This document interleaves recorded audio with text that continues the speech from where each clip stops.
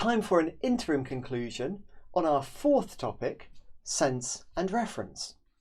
Key idea: if you want to understand somebody else's point of view, it's not enough to know which things she's thinking about or perceiving. You also need to know how she's thinking about or perceiving those things. Following Frege, we are using the term sense to mean a way of thinking about an object or a way of perceiving it. Well, that's where we've got to, but how did we get there? We started by thinking about some facts to be explained. These are facts that we can state independently of accepting our conclusions or any particular theory.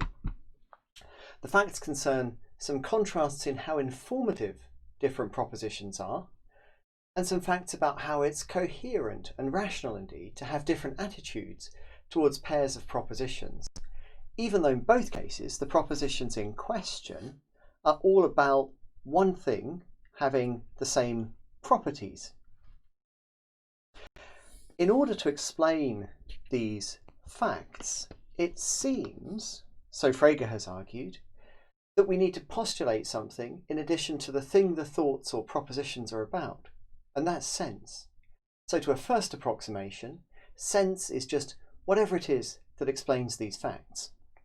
We've also seen that it's consistent with what we've said so far to think that a sense might be a kind of description of an object. So far so good. This is a great conclusion. And in fact, if this is all you understand on the topic of sense and reference, you're already doing extremely well.